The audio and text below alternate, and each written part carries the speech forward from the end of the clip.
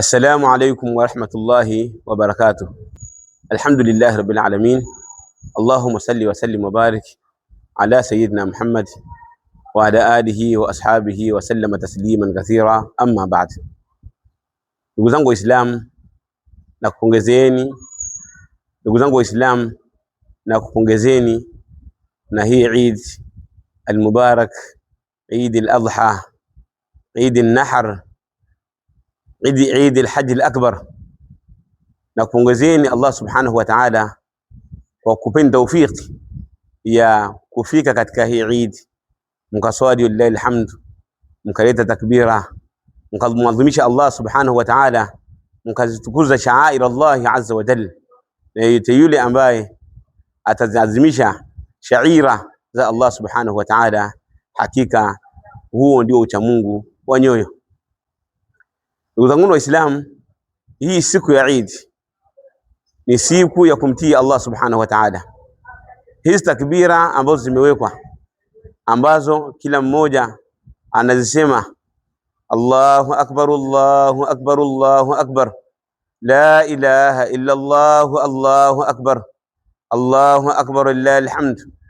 Na wakati huu mahujaji wakiwa wanapiga mawe katika siku kama ya leo na siku ya kesho na siku ya kesho kutwa, lakini si hivyo tu, wanafanya tawafu. Yote haya, hizi ibada za mwezi wa Dhulhijja, au hizi ibada ambazo zinapatikana katika masiku 10 ya mwezi wa Dhulhijja mpaka kwenda 11, 12 mpaka 13, ni kwa ajili ya kumtukuza Allah subhanahu wa ta'ala, kumuadhimisha Allah subhanahu wa ta'ala.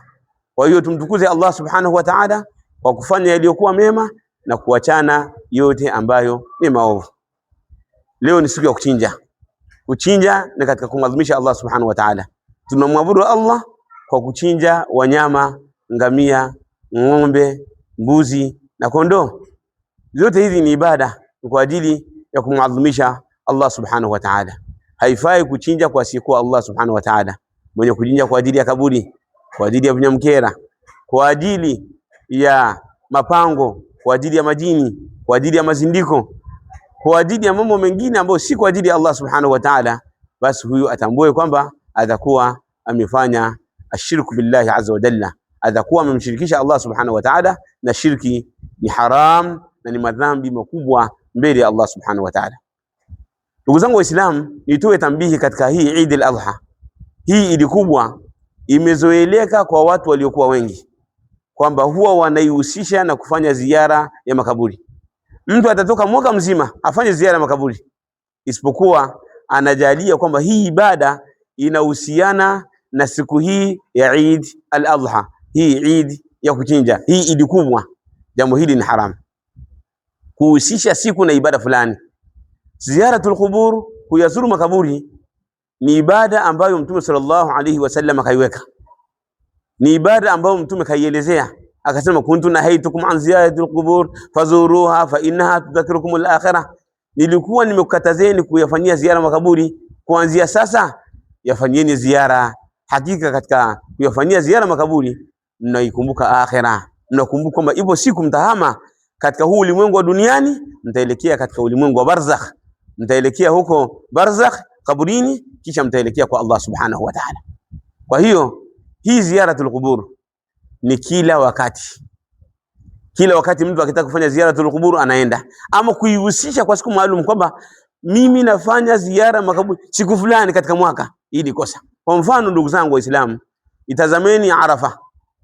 Siku ya Arafa, mahujaji wanapokuwa wamesimama katika viwanja vya Arafat, sisi ambao hatujaenda katika haji na wala hatujasimama katika viwanja vya Arafat, Mtume sallallahu alaihi wasallam akaihusisha siku hiyo kwa ajili yetu sisi ambao hatujaenda kwenye viwanja vya Arafat, kama sisi tufunge. Kwa hiyo ni saumu ambayo inahusiana na siku ya Arafa. Kwa hiyo hii saumu imewekewa sheria. Ama wewe utakapokuja ukasema kwamba siku ya tarehe 10 ambayo tunasali Eid kubwa, Eid al-Adha, Eid al-Nahr, Eid al-Hajj al-Akbar au Yawm al-Hajj al-Akbar, ukasema kwamba hii ni siku ya kwenda kufanya ziara ya makaburi, hili ni kosa.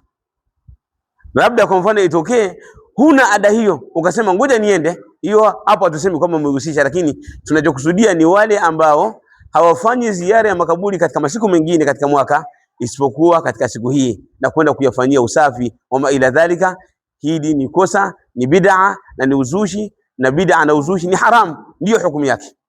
Kwa hiyo tujitahidi kushikamana na mafundisho ya Mtume Muhammad sallallahu alayhi wa ala alihi wasallam. Ndugu zangu Waislamu, tusherekee hadi ya kuwa tunamtii Allah subhanahu wa ta'ala. Tutahadhari watoto kuwavisha vimini, kuwavisha nguo ambazo ziko kinyume na sheria. Watoto wavae hijabu za sheria, wavae Kiislamu. Na sisi, yani kwa maana mabinti zetu na watoto wetu wa kiume na wake zetu, wote tuwavishe nguo na washerekee kwa mujibu wa sheria ya Allah subhanahu wa ta'ala. Hii ni Eid ambayo tunasherekea, tunapata thawabu, lakini tusherekee tukawa ni wenye kupata madhambi. Epukaneni na maeneo ambayo ni hatarishi. Ni hatarishi kwa ajili ya afya yako, kwa ajili ya dini yako na kwa ajili ya maisha yako.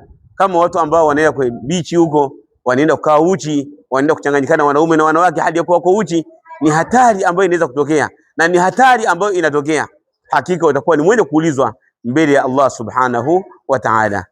Hizi sherehe za Eid ni sherehe ambazo zinatakiwa ziwe ndani yake tunamtii Allah subhanahu wa ta'ala, sio kumwasi Allah subhanahu wa ta'ala. Tusherekee hadi ya kuwa tunailinda amani. Amani ndio tunu ya nchi yetu, bali ndio tunu ya kila jambo. Hii ni neema, ni nihla ambayo Allah subhanahu wa ta'ala ametupatia sisi wa Tanzania, kwamba tusiweze kuichezea. Bila ya amani tusingeweza kuswali Eid katika viwanja vya Eid, au kwa wale ambao msalia msikitini wasingeweza kuswali, au harakati mbalimbali zingeweza kusimama kwa sababu ya kukosekana amani. Lakini Allah subhanahu wa ta'ala ametujalia kwamba nchi yetu ina amani. Ni wajibu kuilinda hii amani na kumuunga mkuu wa nchi mama yetu kipenzi Samia Suluhu Hassan, Allah muhifadhi, lakini pia kumuunga mkono rais wetu kipenzi wa Zanzibar Hussein Mwinyi, Allah amuhifadhi na wahifadhi wote. Tuendelee kuwaunga mkono ili waendelee kuitumikia Tanzania na Watanzania, tuzidi kupata kheri zaidi ya hizi ambazo tumezipata. Ni kheri nyingi ambazo wamezifanya katika huu muda ambao wameishi madarakani na wamekuwa ni wenye kuitawala Tanzania na Zanzibar. La shaka kwamba kila Mtanzania na kila Muislamu anajua kheri nyingi ambazo zimepatikana kupitia baada ya Allah subhanahu wa ta'ala, kisha rais wetu Mama Samia na Hussein Mwinyi. Ni kheri nyingi ambazo zimepatikana, nyingi mno. Itakapokuwa tumewaunga mkono, la shaka kuna kheri nyingi zaidi na zaidi na zaidi tutaweza kuzipata. Eidukum mubarak, Eid mubarak, taqabbal Allahu minna wa minkum salih al-a'mal, jazakumullahu khaira. Hii ni Wajawema Online TV. Hapa ni elimu tu.